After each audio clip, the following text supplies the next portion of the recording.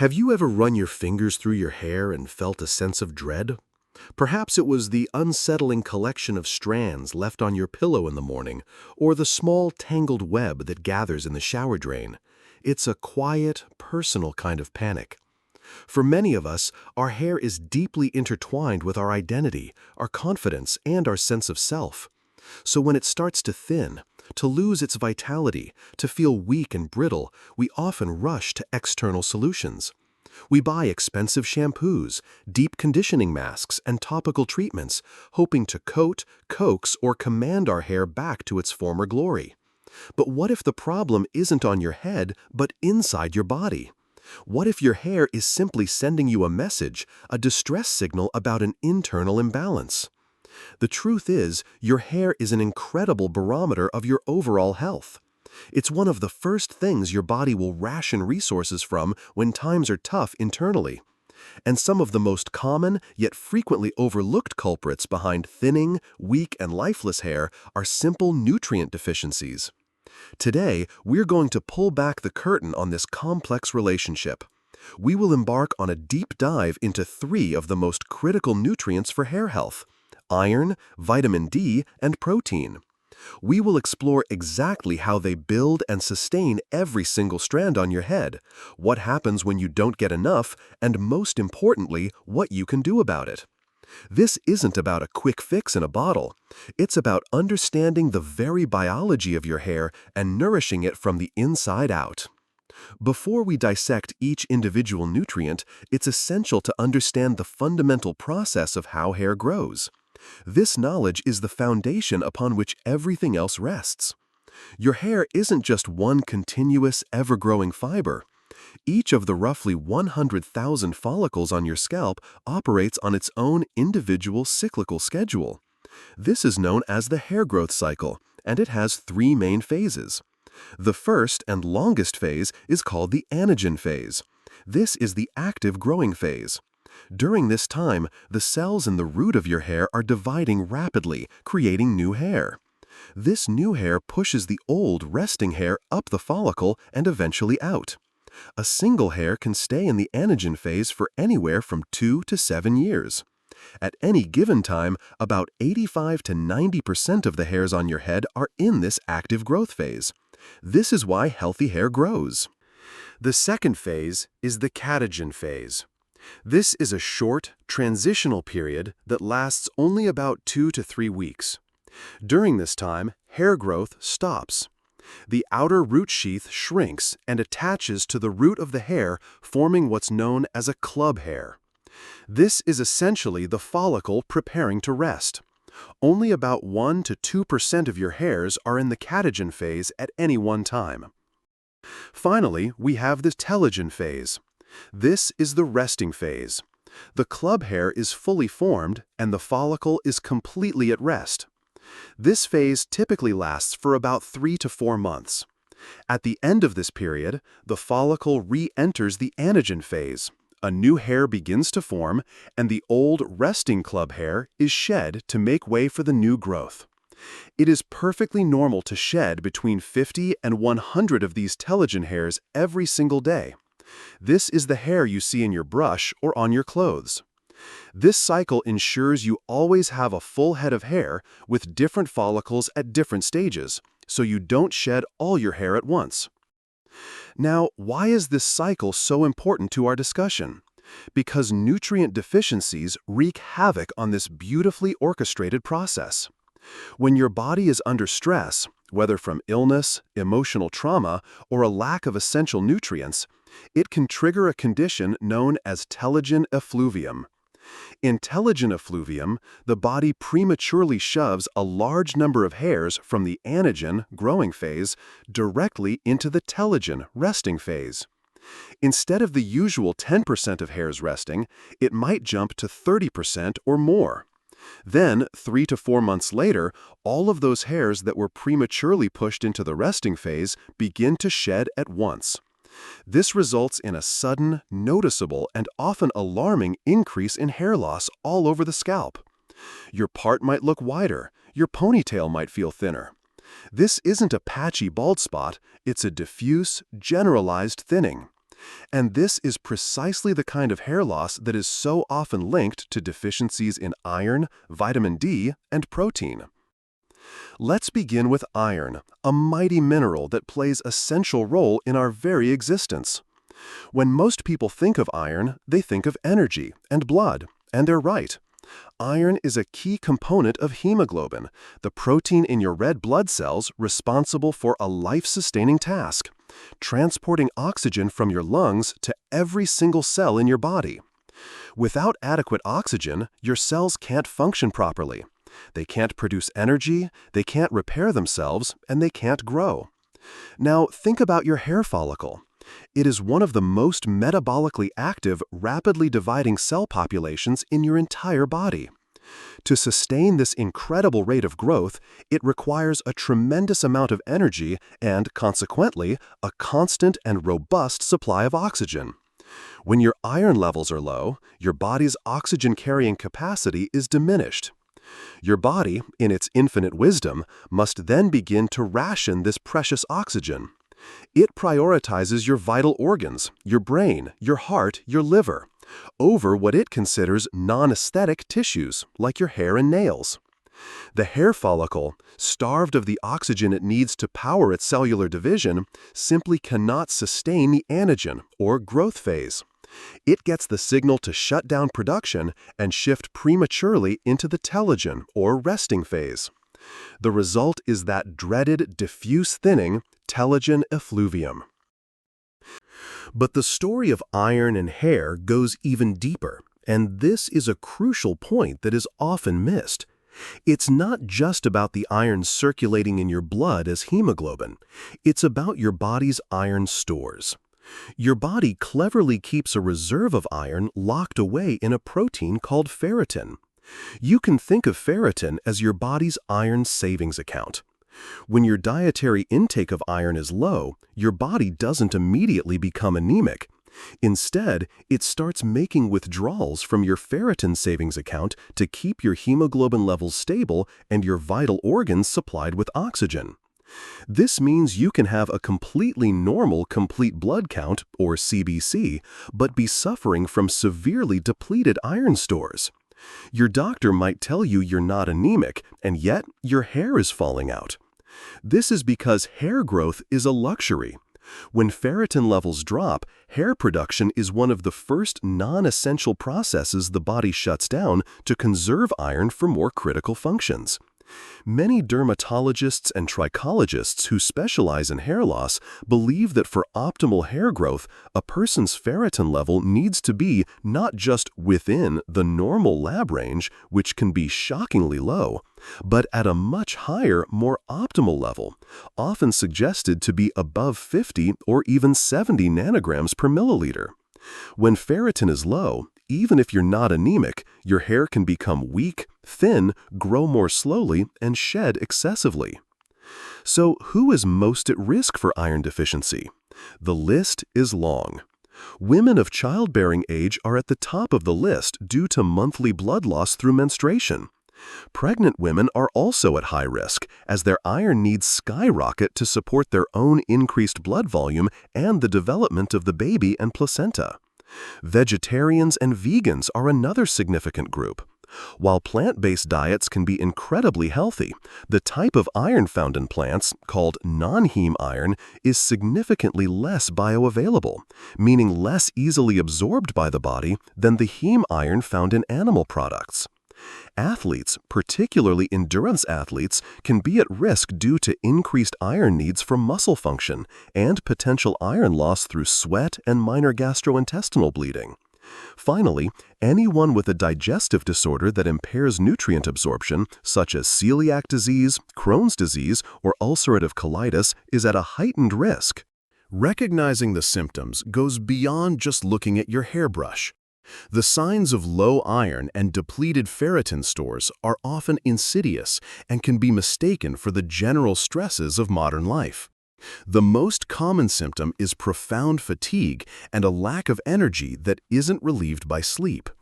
You might experience shortness of breath when climbing stairs, have chronically cold hands and feet, or notice that your skin is paler than usual. Other signs include brittle, spoon-shaped nails, headaches, dizziness, a sore tongue, and even a strange craving to eat non-food items like ice or dirt, a condition known as pica. If you're experiencing significant hair thinning alongside any of these symptoms, it's a major red flag. The first step is not to self-diagnose or start popping iron pills indiscriminately. Iron is a mineral that can be toxic in high doses, so it's crucial to get tested. Ask your doctor for a full iron panel, which should include not just hemoglobin and hematocrit, but specifically serum ferritin. This is the key to understanding your iron storage status. Once a deficiency is confirmed, the path forward involves a two-pronged approach: diet and, if necessary, supplementation under medical guidance. To boost your dietary intake, focus on iron-rich foods. The most potent sources are heme iron from animal products, red meat like beef and lamb, organ meats like liver, poultry, and fish like sardines and tuna. For those on a plant-based diet, excellent non-heme iron sources include lentils, chickpeas, beans, tofu, spinach, kale, pumpkin seeds, and fortified cereals. The trick with non-heme iron is to enhance its absorption. You can do this dramatically by pairing it with vitamin C. Vitamin C transforms non-heme iron into a form that is much more readily absorbed by your body. So, think about having a glass of orange juice with your fortified cereal, squeezing lemon juice over a lentil soup, or adding red bell peppers to a spinach salad. Conversely, certain compounds can inhibit iron absorption. Calcium is a major one, so it's wise to avoid taking your iron supplement with a glass of milk or a calcium pill. Tannins, found in tea and coffee, and phytates, found in whole grains and legumes, can also interfere. This doesn't mean you should avoid these healthy foods, but rather be mindful of timing. Try to consume your primary iron sources separately from your cup of tea or coffee. If your doctor recommends a supplement, they will guide you on the dosage. Be aware that iron supplements, particularly the common ferrous sulfate form, can cause side effects like constipation and an upset stomach. Newer forms, like iron bisglycinate, are often better tolerated.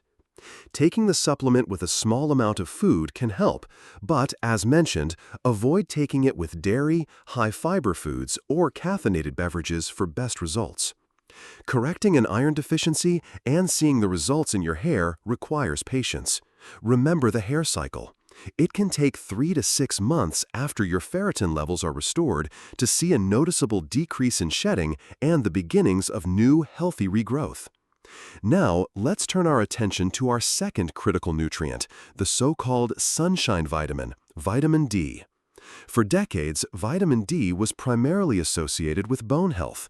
We knew it was essential for helping the body absorb calcium and maintain strong skeletons.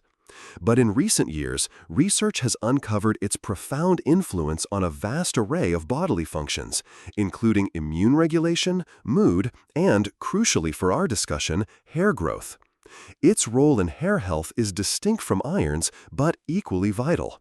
While iron delivers the oxygenated fuel, vitamin D acts more like a master switch for the follicle itself. Scientists have discovered that vitamin D receptors are present in hair follicles. These receptors need to be activated by the active form of vitamin D for the follicle to function correctly.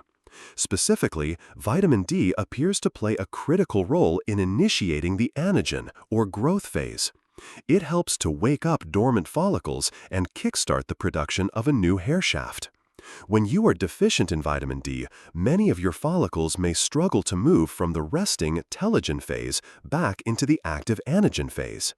They remain dormant for longer, or they may not be activated at all. This leads to a gradual thinning of the hair over time because fewer hairs are actively growing to replace the ones that are naturally shed. It's like a garden where fewer and fewer seeds are sprouting each season. Furthermore, because vitamin D is a powerful modulator of the immune system, severe deficiency has also been linked to alopecia areata, an autoimmune condition where the body's own immune cells mistakenly attack the hair follicles, causing patchy hair loss. The challenge with vitamin D is that it's not abundant in our food supply. Our primary source is meant to be the sun. When your skin is exposed to ultraviolet B, UVB rays from sunlight, it triggers a chemical reaction that synthesizes vitamin D. However, modern lifestyles have created a perfect storm for widespread deficiency. Many of us work indoors, live in northern latitudes with long dark winters, or conscientiously use sunscreen to protect against skin cancer. While sunscreen is incredibly important, a high SPF can block over 95% of the skin's vitamin D production.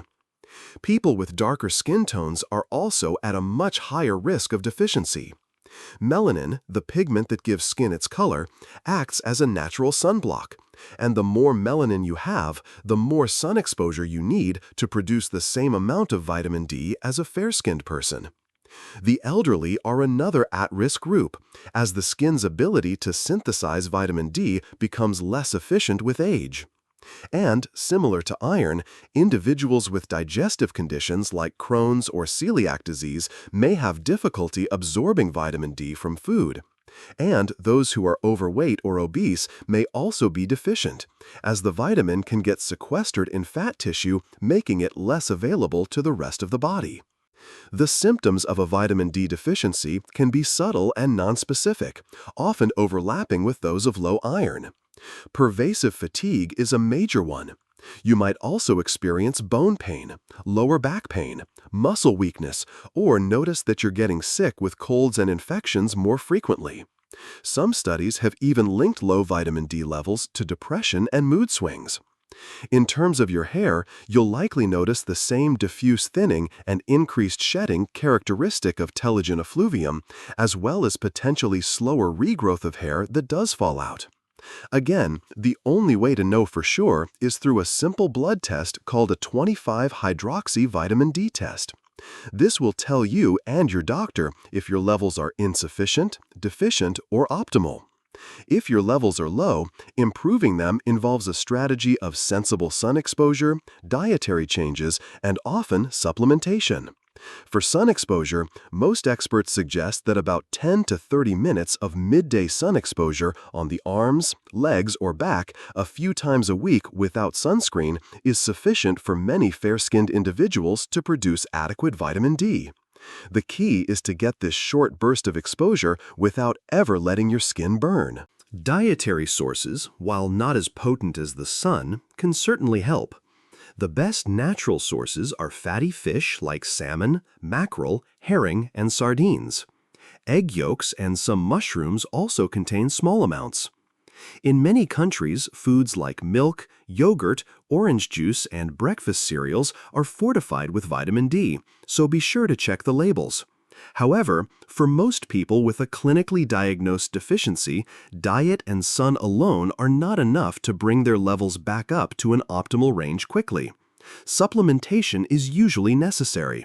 Your doctor will recommend a specific dosage based on your blood test results. Vitamin D comes in two main forms, D2 and D3. Vitamin D3, cholecalciferol, is the form produced in your skin and found in animal products, and it is generally considered to be more effective at raising and maintaining blood levels of vitamin D than D2, ergocalciferol. One important tip: vitamin D is a fat-soluble vitamin, which means it is absorbed best when taken with a meal that contains some fat or oil. So take your supplement with your lunch or dinner, not on an empty stomach with a glass of water. Just like with iron, it takes time and consistency to correct a vitamin D deficiency and see the impact on your hair.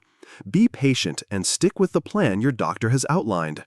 This brings us to our third and perhaps most fundamental player in the hair health game: protein.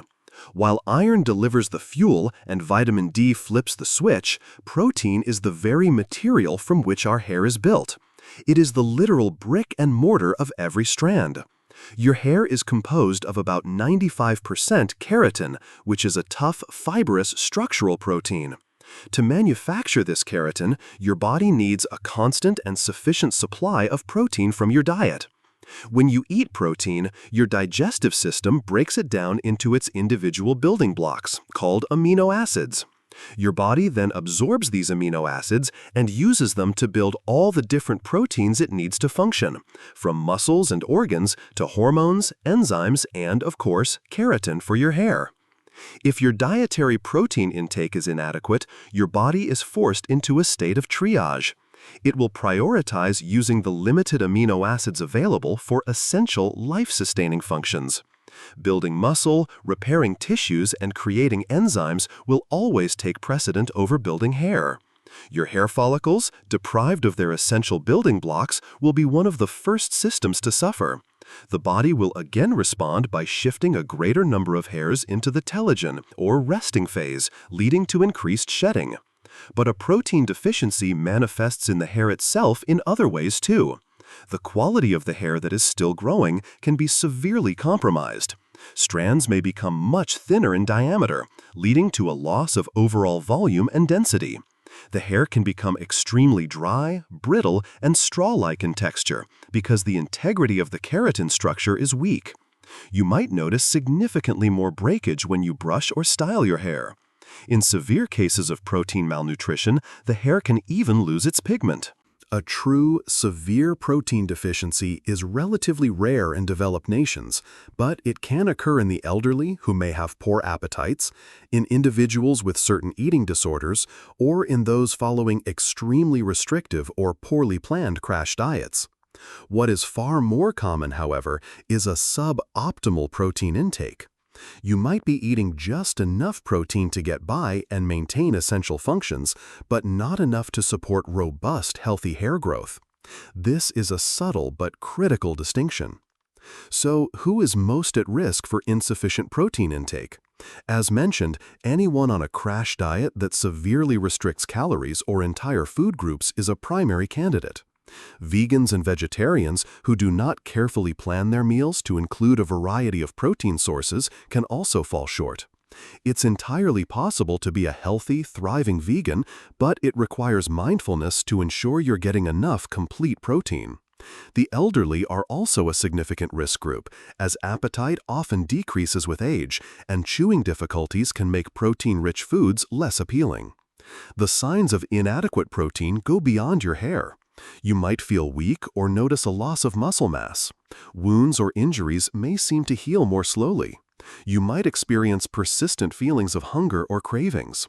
In more significant deficiencies, you can develop edema, which is swelling caused by fluid retention, particularly in the legs, feet, and ankles. Your nails, also made of keratin, may become brittle and develop ridges. Unlike iron and vitamin D, there isn't a single, straightforward blood test to check for suboptimal protein status. It's usually assessed through a combination of dietary review and clinical signs. The solution is straightforward: eat more high-quality protein. The general recommendation for a sedentary adult is about 0.8 grams of protein per kilogram of body weight. For a 150-pound, 68-kilogram person, this equates to roughly 55 grams of protein per day. However, for those who are more active, or for individuals specifically trying to support hair health, this number may need to be higher, closer to 1.2 to 1.6 grams per kilogram. It's important to focus on a variety of protein sources. Animal products like meat, poultry, fish, eggs, and dairy are considered complete proteins because they contain all 9 of the essential amino acids that our bodies cannot produce on their own.